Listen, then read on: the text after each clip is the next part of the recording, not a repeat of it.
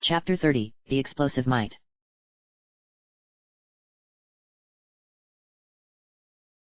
The Legend of Sunset Shimmer, Majora's Mask. By Ganondorf 8. October 17, 2016. Chapter 30, The Explosive Might. You seem to be disturbed, young one. Adagio said. Can you blame me? I asked. She had just revealed to me that the mask that I could acquire by collecting the other ones that existed throughout Termina was as evil as the one that was being worn by Starlight Glimmer. The thought of wearing anything that was evil brought back painful memories of what happened when I decided to seek out more power. I thought that wearing Her Highness' crown would give me the power I craved, and it did, yet what I didn't know was that it would transform me into a monster. I became a demon, a creature consumed by power, one who wanted to conquer Equestria. The thought of wanting to take over the land of my birth was never my intention, yet instead of rejecting the power and tossing the crown away, I relished in that power and became a lost soul. I suppose I became exactly what Ganondorf and to an extent, Twilight Sparkle, had become, monsters who became corrupted by the power they acquired. I had selfish desires to become a princess, an alicorn, yet those desires were pushed out of my mind and replaced with the desire to conquer Equestria. I wanted to subjugate my fellow ponies and make them bow to my very whim. If it wasn't for Her Highness and my friends defeating me, I would still be that horrible monster. I would remain on a path that would lead me to my own destruction, and ultimately lead me to my own death. Whenever I think back on becoming that she-demon, I get sick to my stomach and wish that I could kill myself for being so stupid. I knew what I was doing was wrong. I knew that I should have returned to Equestria and seek out Princess Celestia's guidance. Instead, I believed my way was the only one that mattered. Since that day, I had atoned for my crimes by being condemned by my peers and forced to endure the very torment I inflicted on them. But, instead of wallowing away in self-pity, I decided to do the right thing. Her Highness had given me another chance, a chance to become someone who could become appreciated, liked, and eventually loved by those who I had once hurt. I took that chance and became so much better for it. Now I have friends, family, a mentor, and so much more than that. Perhaps the most important thing was that I had my own identity, one no one could ever take away from me. I was Sunset Shimmer, a force for good. How could I possibly wear a mask that was as evil as Majora's mask? The answer was that I couldn't. I may have changed my ways, but the taint of evil that Ganondorf mentioned still remains deep within my heart. I didn't want to believe his words, and yet I knew they were true despite my reluctance. Unlike others who are vulnerable to dark forces, I wasn't as affected. I'd eventually feel it, but not straight away thanks to my taint, a painful reminder of who I was once. If I put on that mask and become a monster like before, I'd be betraying everything I had worked so hard for since that day. No, there had to be another way to defeat Starlight without having to rely on a similar power. I made that mistake once, and Twilight Sparkle repeated my mistake much to my displeasure, so the idea of making it again was completely out of the question. Adagio then noticed my conflicting thoughts and proceeded to speak. I sense that you do not wish to use the dark power of the mask you seek. Is it because you are afraid that you will succumb to something that once affected you long ago? How did she know what I was thinking? Could she sense what was happening inside of my heart? If so, then she was more powerful than I originally assumed, and this was Adagio Dazzle no less. The power locked within that dark mask is strong, and most who wore it in ages long past became monsters who lost all sense of self. I buried my head into my hands. Then there's no chance I will use that mask if I get my hands on it. The thought of becoming a monster again is too much for me to bear. There was one exception, Adagio said. Legend says that someone was able to control the power of the mask. They were able to channel its magic and used it to protect their people from the darkness that threatened their very existence. Unfortunately, it is merely a legend. No one knows whether it happened or not. I sighed. That's not very reassuring. What I do know is that sometimes, to overcome great evil, you must be like them, Adagio said. Was she saying that I needed to become evil in order to defeat Starlight? I knew she was trying to reassure me, but I had my doubts considering what she said might not necessarily be accurate. Do not worry about the dark mask, young one. You still have time to make a decision. No one shall force you into using something that worries you.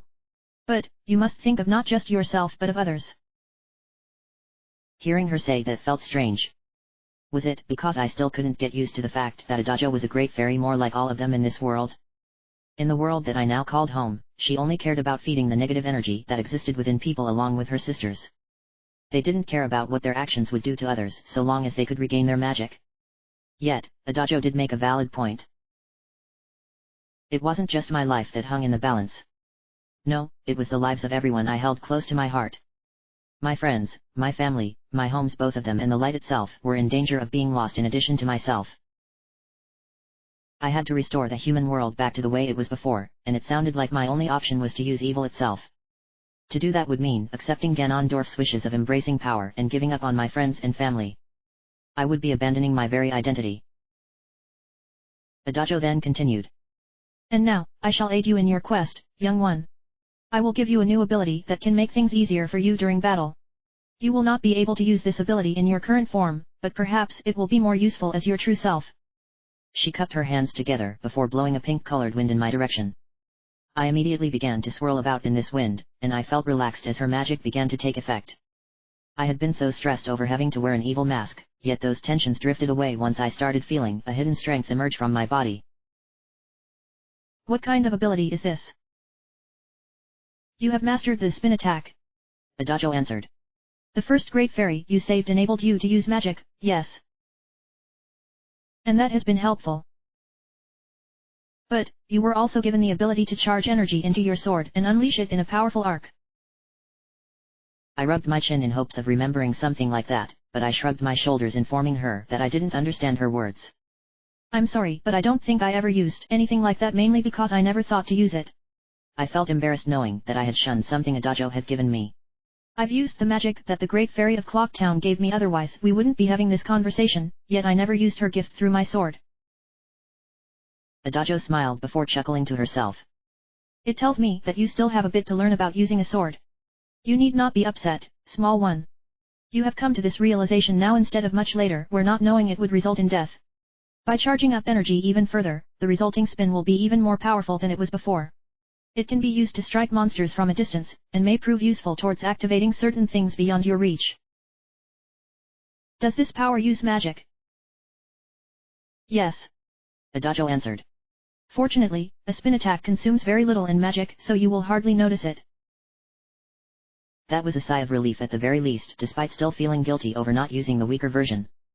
When it came to the consumption of magic, I was using up more than I originally hoped. Even with an extension of my magic meter, I feared what could happen were my magic to suddenly run out and I had no means of replenishing it. The thought of not having any magic made me feel cold to the bone. It was something I never considered, given that I always had magic even when it looked like I didn't. When I first started living in the world that I now called home, I couldn't use any magic, much to my displeasure.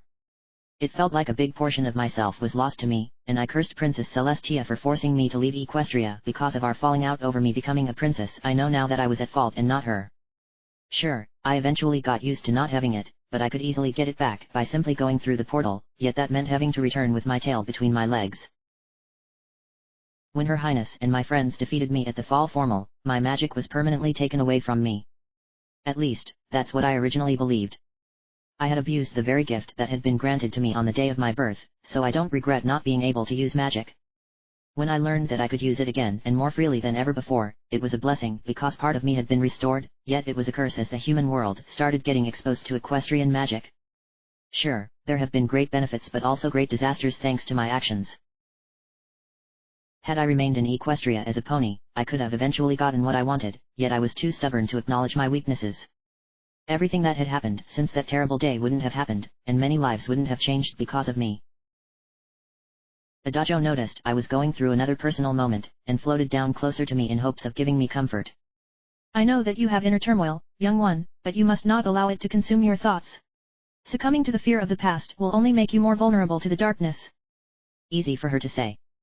She didn't know that she herself had committed acts that would eventually weigh down on her, given that she and her fellow sirens lost everything. Then again, would the real Adajo even care? From what I got from her attitude, she had no guilt over anything in the past and was focused on the future. Should I ask that question of her? I thought it over a few moments before going through with it. Do you have any regrets of the past? I feel that I have failed the Gorons of these mountains. Adajo answered. Had I not allowed my body to be shattered by the masked imp, I could have prevented the death of their great heroine, and perhaps protected them from the cold winter that almost destroyed them. Oh. I'm sorry. I didn't mean to make you remember anything like that. Adajo smiled. It is something I must live with for the remainder of time, yet I will not allow it to weaken me. Maybe I should learn from your example. You will come to your own understanding in due course. Adagio said. By the way, you seem to be yearning towards ponies. My eyes opened wide and my jaw dropped. How did she know that I was thinking about my past as a pony? I had to address what she said without mentioning the fact that I was a pony, from another world. I mean, she wasn't obviously going to believe it, but I didn't want to bring up something that could cause her memories of our world to come back. Despite how much she was being so kind to me, I still saw Adagio as the monstrous siren that she really was. Yes, I was thinking about a particular pony. She was my faithful steed until that masked imp took her away. You seek out this companion. I nodded my head. She means an awful lot to me. I had actually forgotten about Epona. I couldn't believe myself. How could I have forgotten about the one being who I could whinny to without making myself look awkward in front of other people? If I hadn't started thinking about my past as a pony, Epona would be nothing but a memory. I found her at the ranch, but the problem is that I'm not sure how to get reacquainted. The one who currently takes care of her isn't exactly in the best mental state. I was referring to what I witnessed when I visited that place. Romani Ranch, I believe it was called. Apple Bloom had been taking care of Epona, yet something happened to her and now she couldn't muster a coherent sentence without suffering from a migraine. Not only that, but Applejack wasn't of much either. In fact, she was beside herself with grief over what had befallen her little sister. Something must have occurred at the ranch during the first or second night to have caused what I eventually witnessed. The problem was that there was no way of gaining access to the ranch until the final day because of a boulder that was blocking the entrance. Starlight Glimmer was responsible for putting that boulder there. I knew as Sweetie Belle's worker mentioned a masked imp, yet why would she go to so much trouble? The ranch was the one area of Termina had lacked a temple, so all she did was prove how much of a jerk she really was. A strange occurrence happened at the ranch 2 nights ago. Adagio said. Yet only the little one knew the truth. Apple Bloom. If you are to be reunited with your companion, perhaps you will need to use something more powerful than normal to remove any obstacles that stand before you. Unless you could find a way into the ranch sooner than expected, there is nothing that can be done. Adagio said. She floated back towards her pool, indicating she was about to return to the depths below as she had completed her task. Why not pay the Gorons a visit? I am sure the elder would love to talk to Darmani. Also, you might want to indulge in some curiosity.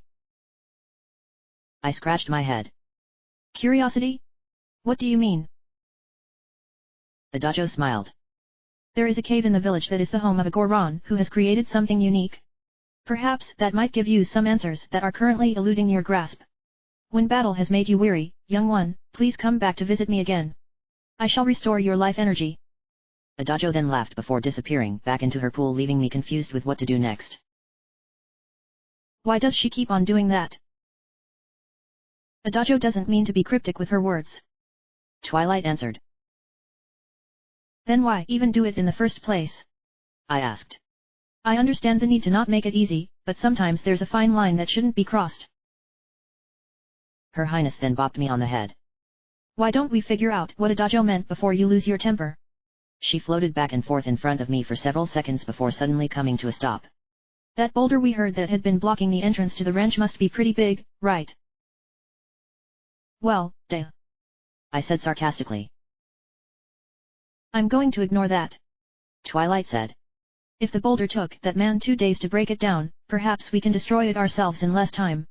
Since you can use bombs now to blow up anything, maybe an explosive will work? Or?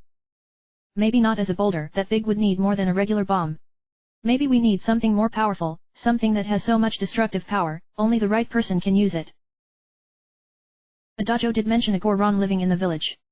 I answered. Maybe we can find out more by going there.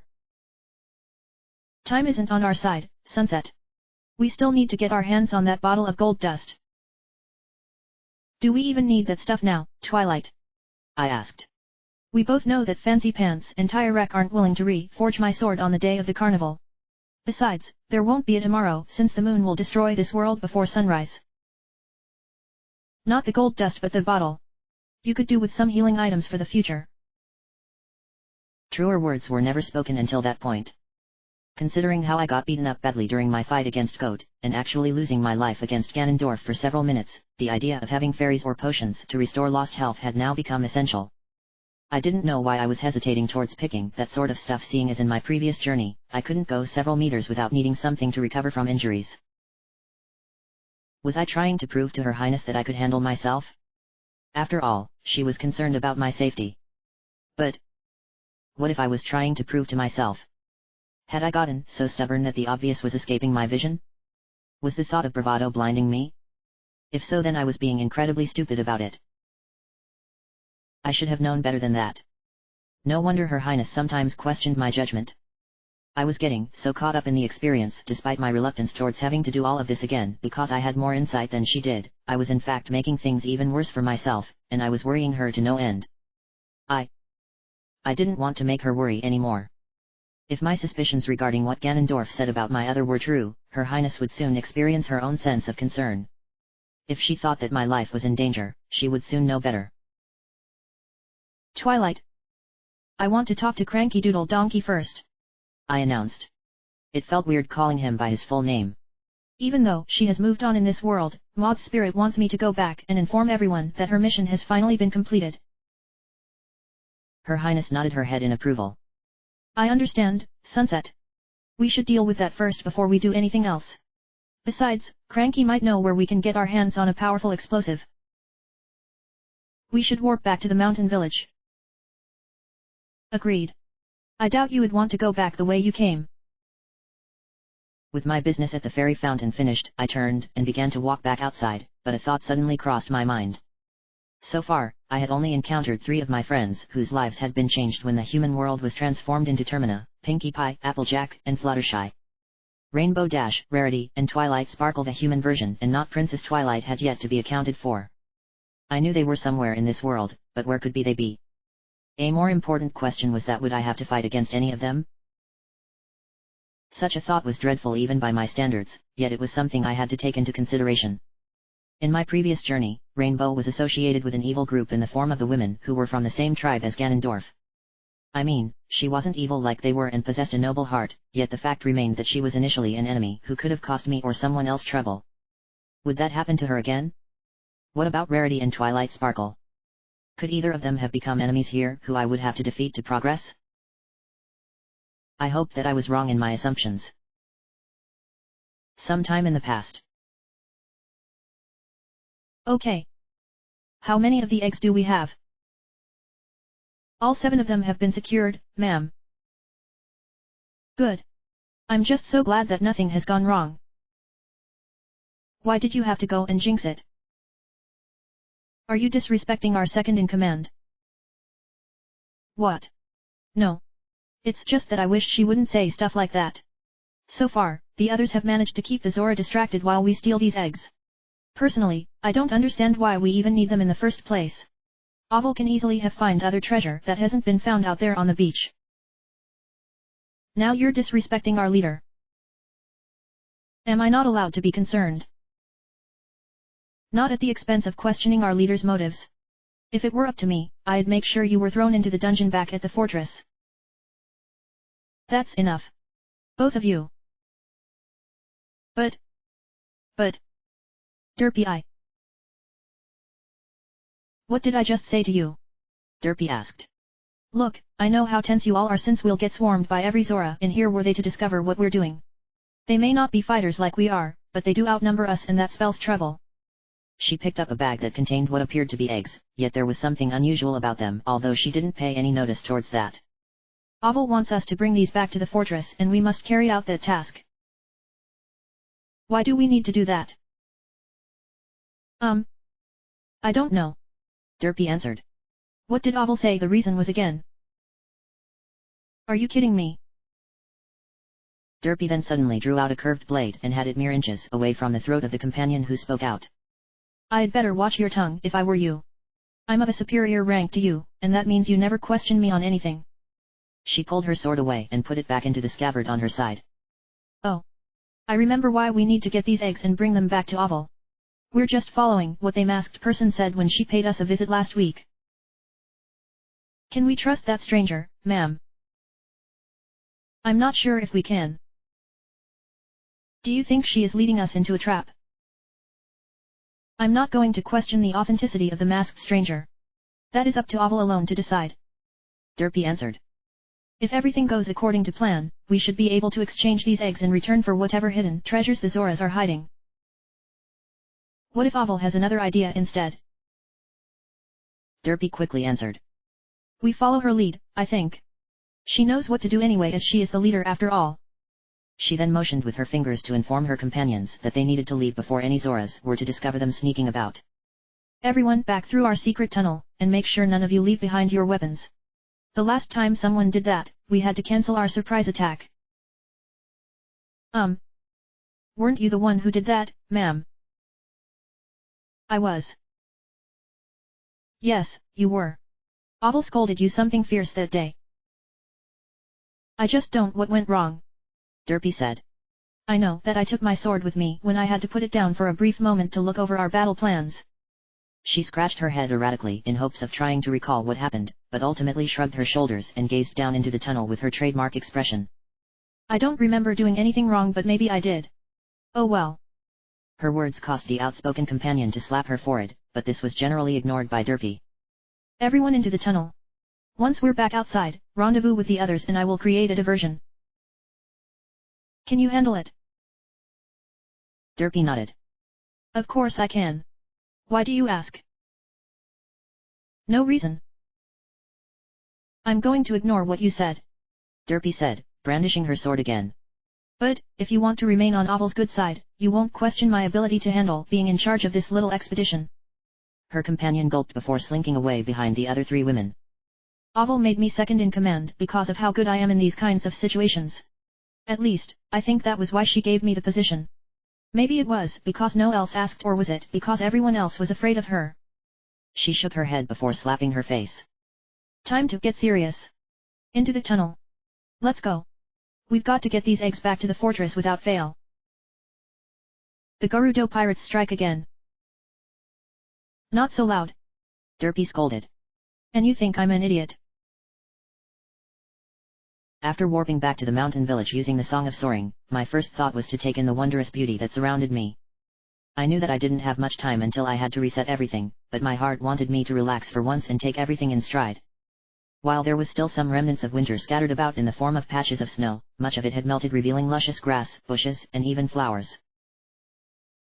Dawn of the final day, 24 hours remain.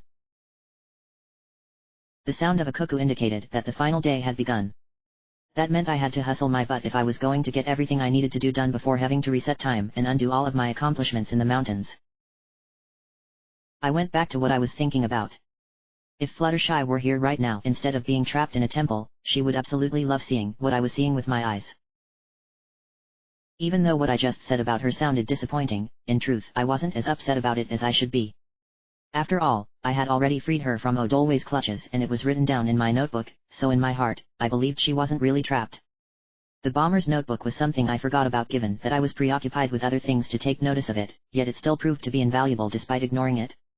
As I began to walk towards the Twin Islands, I had considered rolling my way back to Goron village, but I chose to go at a slow pace so as to take in the scenery. I took out the notebook and looked at all those I had helped so far. Seeing their pictures brought back wonderful memories of me helping them out, although there were many whom I didn't know would end up in the book. This was a lesson that I needed to look at this thing more often than I did. There were some people that I had yet to help resolve their problem, and my heart felt bad knowing that I hadn't lived up to their expectations, yet Her Highness told me not everyone could be helped straight away.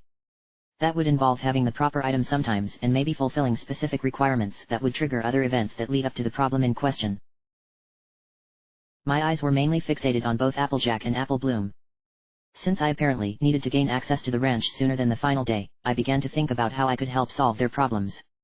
It was obvious that something happened at the ranch, but because I arrived too late, I wasn't able to help them. I recalled Applejack mentioning something about ghosts attacking the barn and stealing cattle. In my mind, that sounded far-fetched, yet Termina had proven itself an unusual world.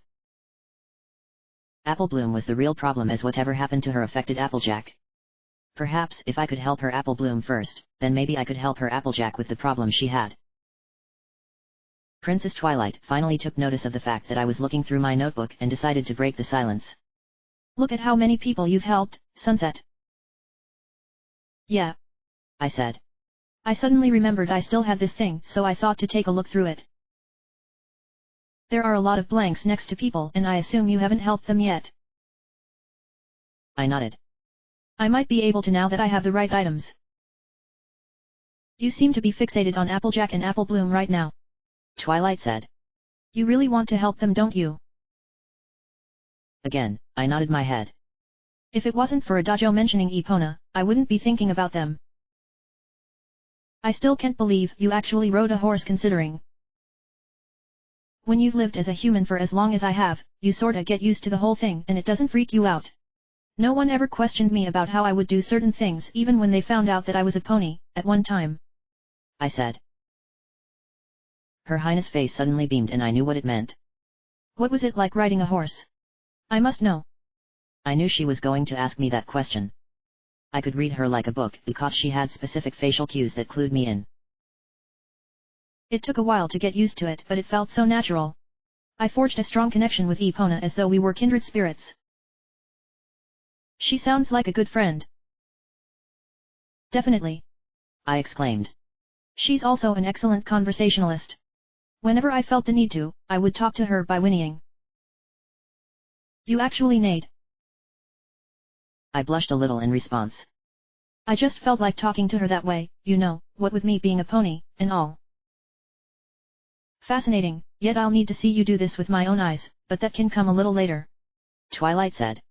We should try to figure out what might have happened at the ranch that resulted in Applejack being a broken mess and Apple Bloom having lost all her senses. Other than what she told us, there isn't much to go on. I said. This was unfortunately true, and Her Highness sighed knowing that I was right. We knew that ghosts showed up and stole the cattle earlier in the 72-hour cycle, yet we had no idea what happened exactly. Applejack hadn't been forthcoming when it came to providing an explanation, and I attributed that to what she said about how she wished she could have believed Apple Bloom instead of ignoring what her little sister had known. If she had known then, we could have already figured out some way of preventing whatever happened. Instead, guessing was our only option, and that meant we were drawing straws. Putting the bomber's notebook away, I continued walking forward, entering the Twin Islands area, and still thinking about the ranch's problem. Why did these ghosts choose to attack the ranch now of all times of the year?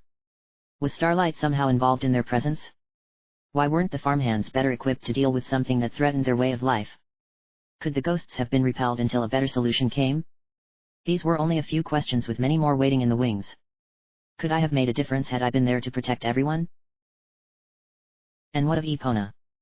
How was she tied into all of this? When I visited the ranch during a previous cycle of time, she was locked behind a fence and that meant she was stuck reliving the same experience of what happened over and over in an endless loop. Was saving her key to saving the ranch? That's what happened in my previous journey, but it didn't necessarily mean it would be the same thing again. None of this actually mattered unless I could gain access sooner rather than later. Until I could get into the ranch and prevent the ghosts from doing whatever they did, I was powerless to help my friend. The first thing I noticed with the Twin Islands area was how the ice had melted and revealed a beautiful lake, yet there were strange fish swimming about below the surface. Upon a closer inspection, these fish had no flesh on their bodies. I had no idea what they were, but Princess Twilight did. Those fish are called skullfish, Sunset. They dart about in the water and zoom in on prey that happen to get too close to their territory. Any weak attack will destroy them, but you'll need to find a way to fight underwater. There's a treasure chest down there, I said, pointing to a sunken chest to my right. If only I had iron boots and a Zora tunic. What would that accomplish? I could walk underwater without worrying about drowning. Sounds like a useful ability to have, but I don't know if that will happen this time around.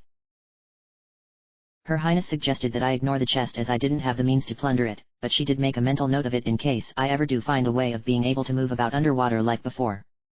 Floating ahead of me was Pinkie Pie, ever observant while drawing her maps, and my first thought was to see if she knew anything about the patriarch race since she had proven to be resourceful in the past. A bop on the head from Twilight and she told me that Pinkie most likely wouldn't have an answer. The only ones who would know were the Gorons since the race was apparently sacred to them. Personally, I wanted to talk to her again, but I knew that time wasn't exactly on my side. The darkness of night began to fade away and the sun was slowly starting to rise up from the east, indicating that the final day would soon begin. Deciding to go with Her Highness' suggestion, I walked under. Pinky rolling wasn't a good idea since Gorons would drown if they fell into any deep water, and across the remaining bridges until I was in the village again. It had definitely changed since my last visit, and I attributed that to the snow having melted. The dirt on the ground coupled with the rocky outcroppings definitely reminded me of Goron City, yet this place was outside compared to the indoor confines of that place. I could tell that everyone here was relieved that their nightmare was over, but deep down I knew that they wouldn't remember any of this once time is reset back to the beginning. No matter how much I kept telling myself it was necessary to give me more time, I still felt guilty over having to undo my hard work in the name of a force beyond most. I sighed heavily. It's going to be difficult to accept this going back to that winter nightmare. Yes. Twilight said. I understand that feeling, Sunset. I thought I could handle it seeing as Fluttershy would still be safe despite her current predicament. I said. I took a few steps forward and held out my hands before folding them close to my chest. But now that we're witnessing Goron Village as it was meant to be, I just can't cope with the idea that we'll be condemning them again. Princess Twilight nodded. Nothing is ever easy no matter how much we try to deny it. All you can do is continue on and allow the pain to gradually subside. Isn't there anything we can do? Well, I did have one theory I've been pondering over for a while. My eyes lit up. What is it? When you defeated Odolway and eventually reset time in order to come here to the mountains, I suspect that he was also revived back to the way he was before we ever set foot into Woodfall Temple. It makes sense since starting over means certain events get undone. He's probably waiting for you to come along and challenge him right now. Twilight said. Okay, then could I fight him again? Princess Twilight nodded. I'm assuming you can, but that would mean going through the temple again, unless there is a way to skip all of that. It sounds like it's something we should investigate at some point. Yes. Twilight nodded. For now, we should focus on tying up loose ends here before we reset time again. In my previous journey, whenever I defeated a boss, they would stay defeated and acted as an accomplishment for myself. I had conquered a powerful enemy and moved one step closer towards changing things back to the way they were before. Yet now I was conflicted because of this whole resetting time and going through the same 3 days over and over again in a near-endless loop. If the bosses kept on coming back due to never being defeated thanks to the time paradox I create, had I truly accomplished anything? I earned their remains that I carry on my person, but was it really enough? They were never truly conquered for good. No, they were conquered for a short period of time. I didn't care about the glory behind defeating them but the fact that I did the right thing and saved innocent spirits who had been trapped against their will. Were Principal Celestia and Vice Principal Luna trapped inside of Odolway and Goat respectively every time I went back to the beginning of the 72 hours? It was something I hadn't considered before until now. Did I have to free them again or were they already free? Also, how was it possible that I could bring certain items back through time with me while other items had to be left behind? No doubt this whole time paradox was confusing, and I knew Her Highness felt the same way. She had experienced time magic firsthand when she told me what Starlight attempted to do in order to prevent the pony versions of my friends from becoming exactly that. To think that Equestria went through 7 different alterations of time, each one more terrifying than the last until Starlight finally realized that Her Highness along with her court were an essential key to the protection of Equestria. What we were doing was small compared to what she experienced. A part of me wished I could have been there to give her some moral support. Before I could continue with my current thoughts, a familiar voice broke my concentration. Darmani! Darmani! Over here! Is that Diamond Tiara? I asked as I came out of my daze. She seems to be very excited about something. Twilight answered.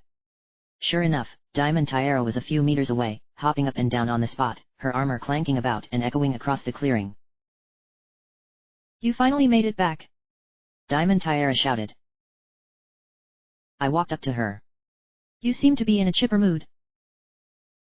Diamond Tiara nodded in a rapid fashion. How could I not be when you have done the greatest thing ever barring none? When the cold wind suddenly stopped blowing from the direction of the temple, I thought it meant that the worst was yet to come. But then all that snow started to melt and was gone within a matter of moments. The 2 Gorons who went to prepare your burial returned about 20 minutes later, followed by that one Goron who loves wearing her frog hat. So things are back to normal around here. The elder returned just a short time ago and is waiting to talk to you about something. I was actually planning on going to see him. You shouldn't keep the elder waiting. Diamond Tiara said. Let me open up the entrance to the shrine for you, Darmani. You should find the elder in the meeting place along with everyone else in the village. It looks like you could be moving up in the world.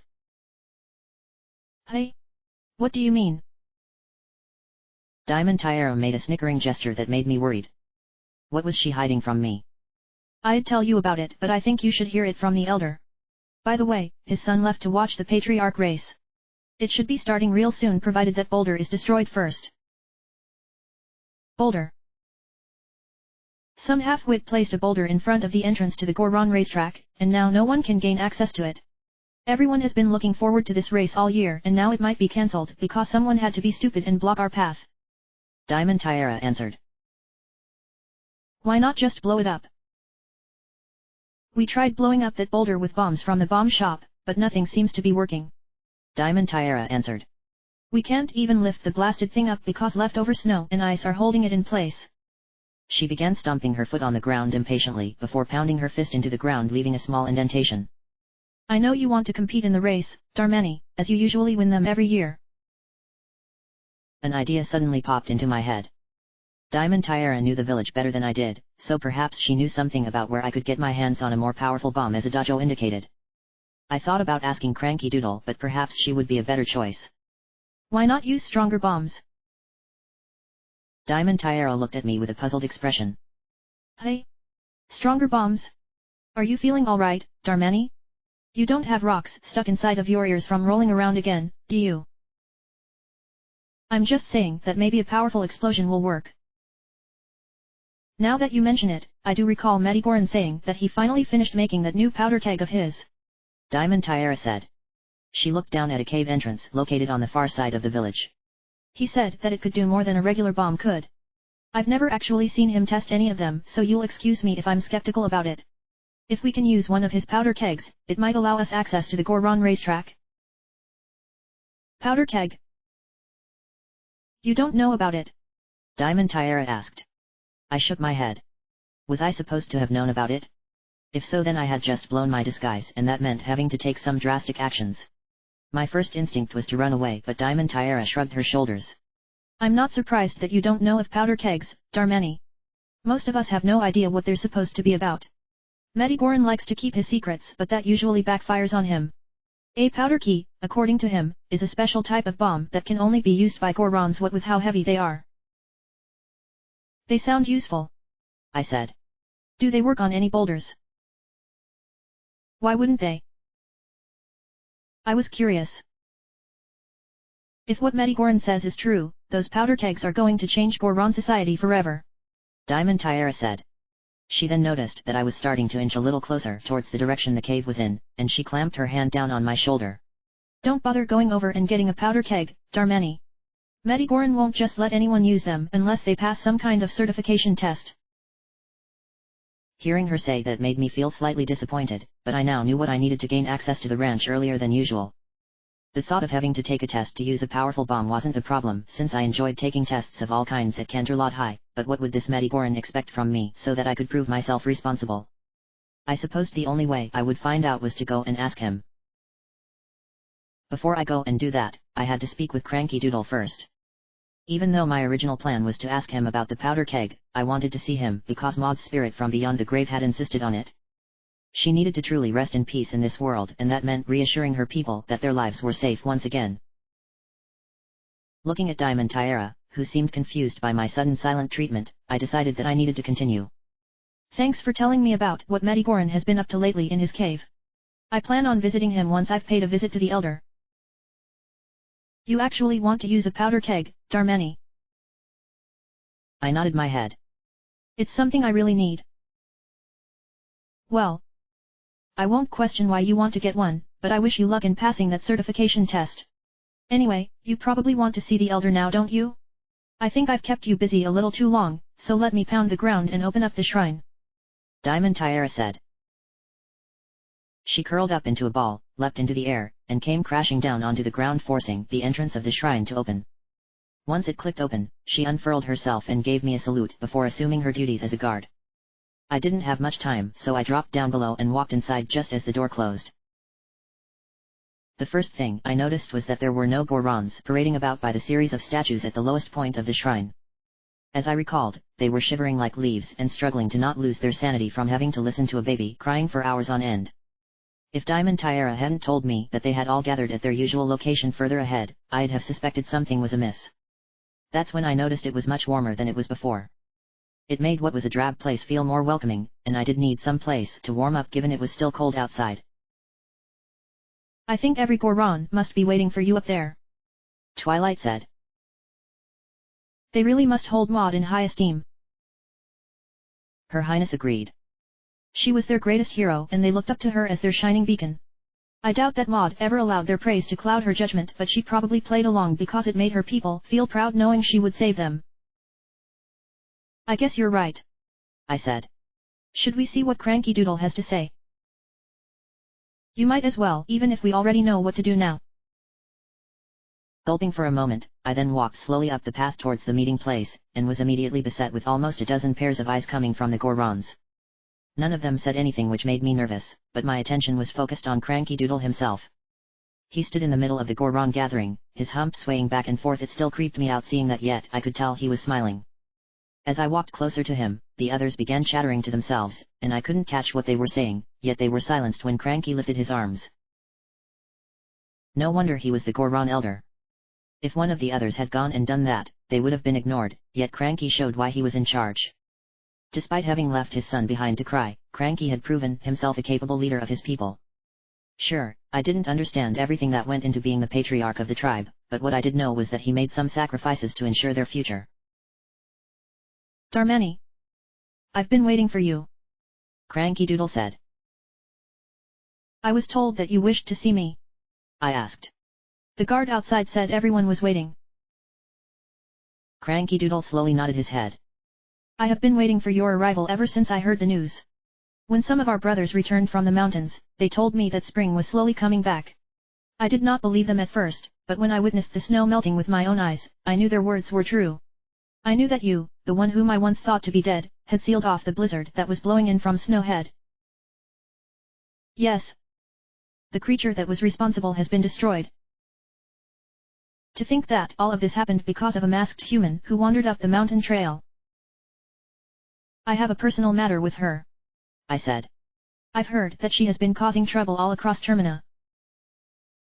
My words instantly shocked everyone in attendance, yet Cranky was able to quickly calm them down by waving his hands. So we weren't the only ones affected by this stranger masked human. While I cannot say for certain how the other regions of this land fare, I feel in my heart that they are suffering immensely. He then paced about back and forth, his hump once again making me feel very uncomfortable, but then he stopped and looked straight at me with a piercing gaze.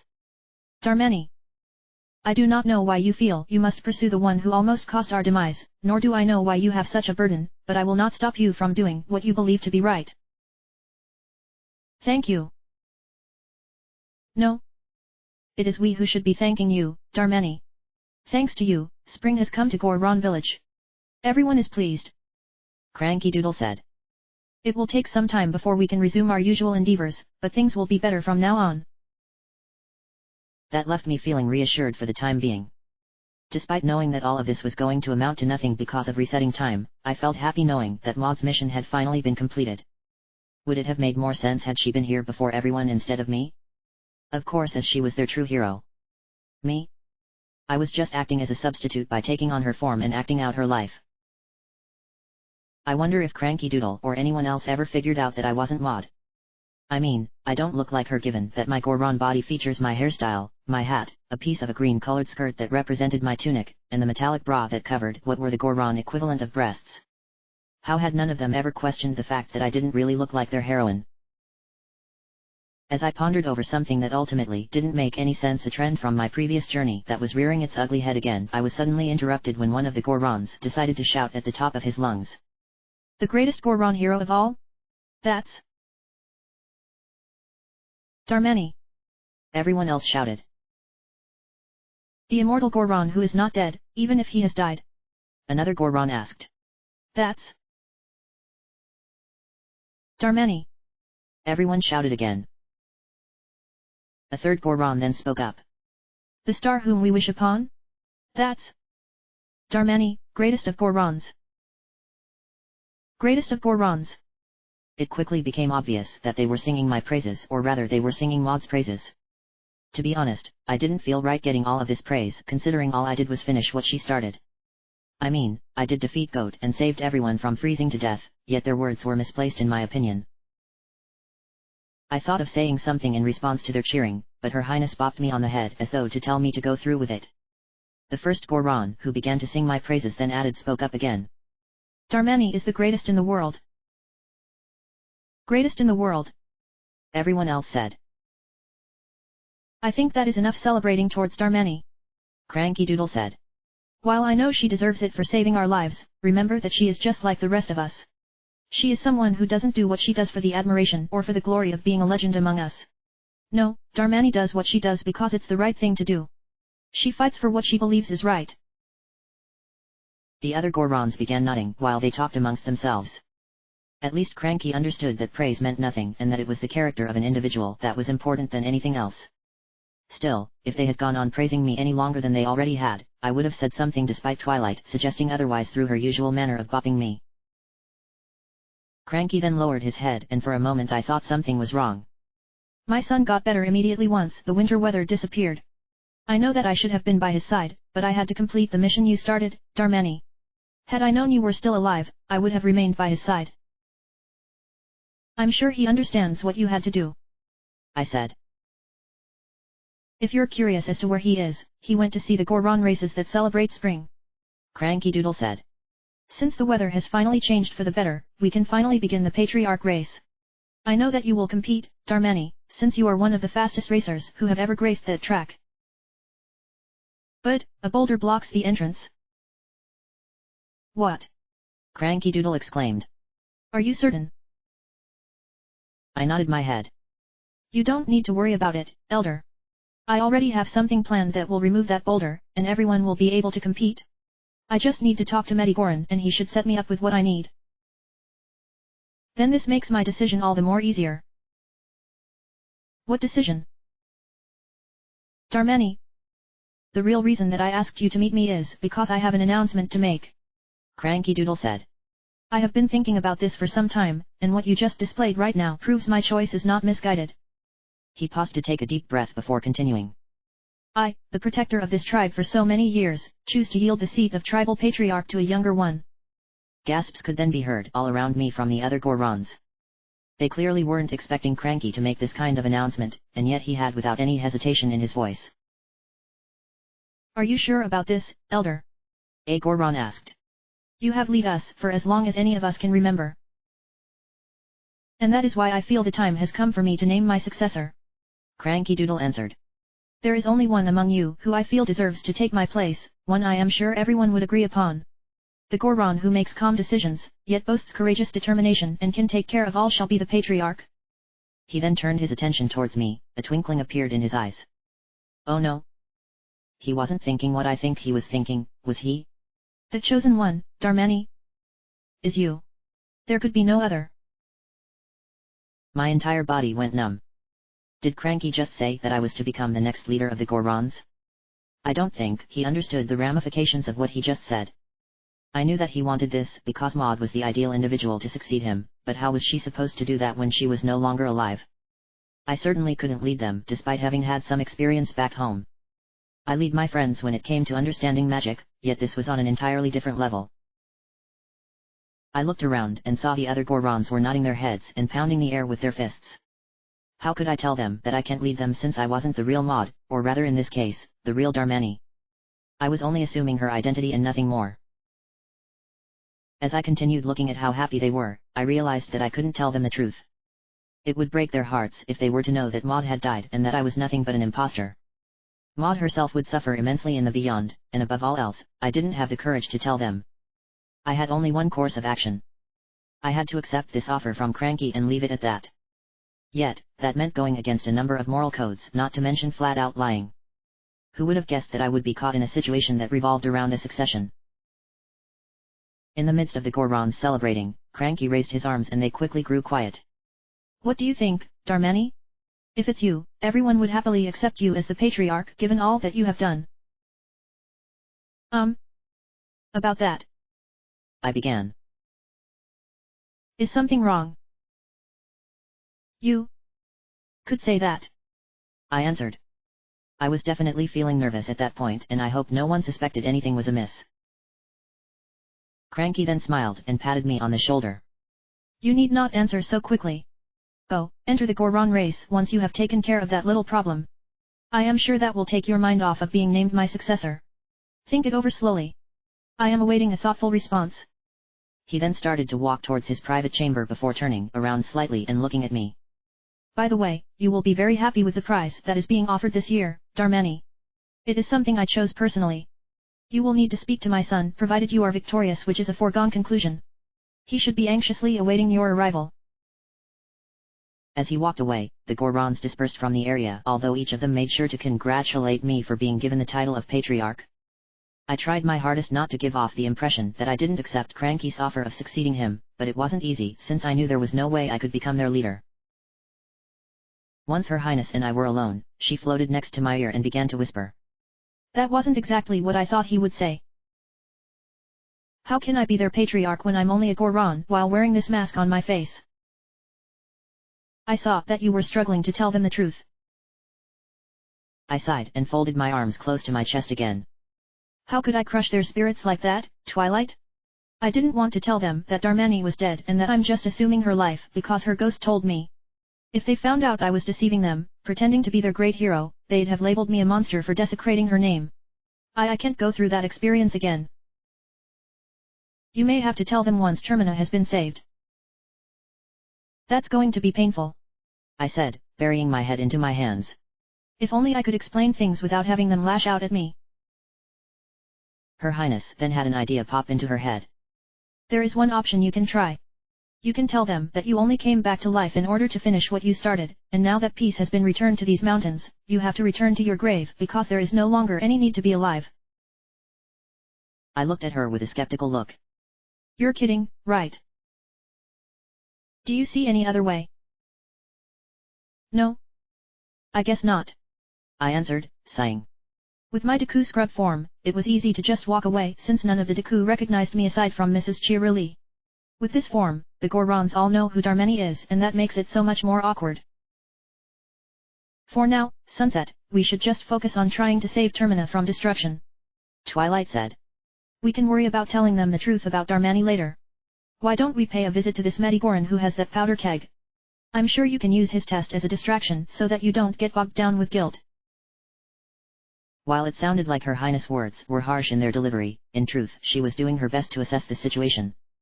She was right in that I had to focus on rescuing the remaining giants and fixing whatever damage Starlight had caused. I had to get the idea of confessing to the Gorons about Darmani out of my head, otherwise it would continue to linger about and I'd lose my concentration. To bottle up so much guilt because of not knowing how to deal with it. Was that how Her Highness felt sometimes? She felt guilty over something and it only cost her to suffer later on in the future? Perhaps she and I still had much in common despite growing distant what with obligations.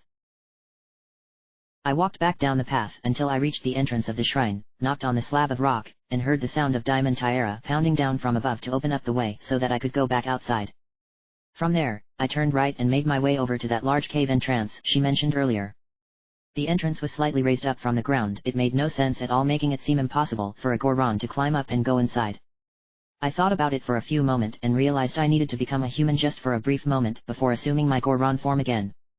Whoever made this didn't think very hard regarding the locals. Pulling on my face, I took my mask off, flipped my head back along with my hair, and climbed up onto the ledge of the cave entrance. I felt stupid for having to change back just to climb up the simple ledge when it would have been easier had there been a ramp or something for a Goron to use.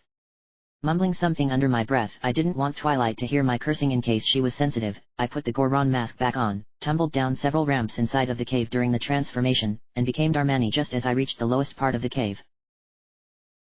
Standing, or rather laying in front of me, was Medigoran.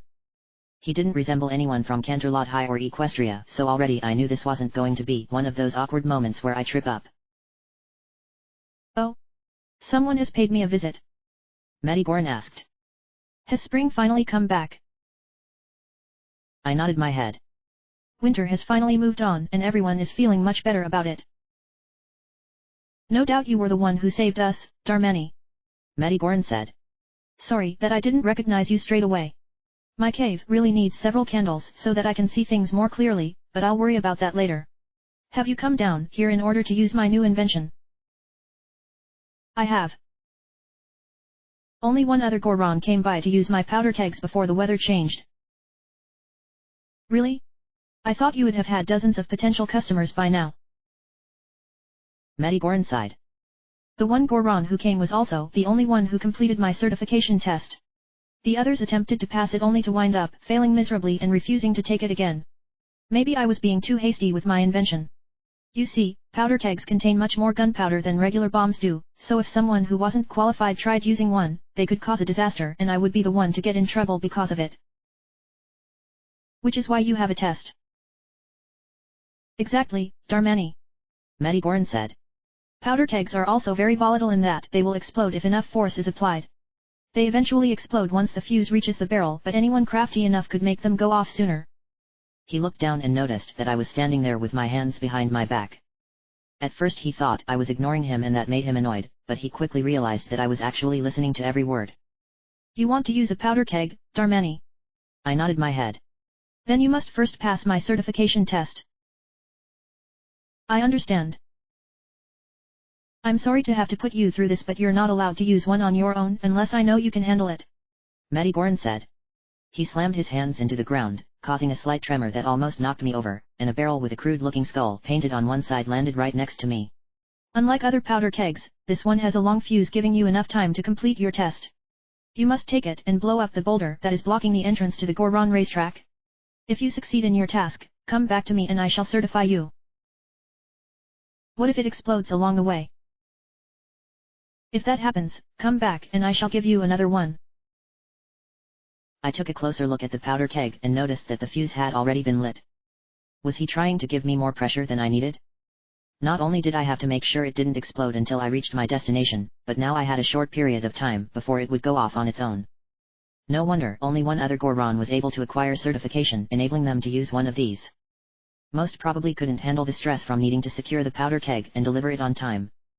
Perhaps Majora needed a more subtle approach that could draw in more to want to use these for themselves. Picking up the powder keg, it was fairly light, although I attribute that to my physical strength. I turned to face my first obstacle.